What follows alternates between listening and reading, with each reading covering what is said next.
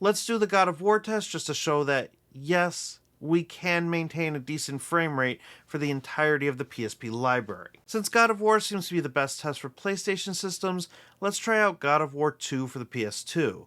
At a native resolution, everything works really well.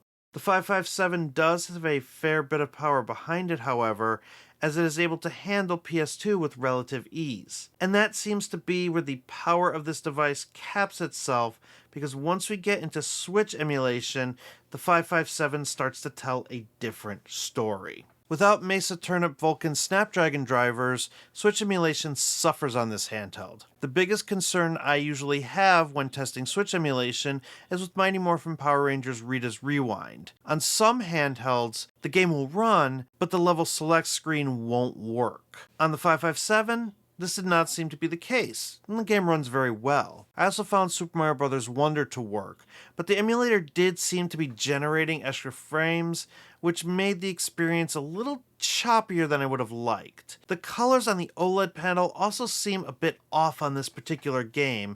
3D games are obviously going to struggle more than 2D games, but a few of them are pretty playable. Others don't even boot at all.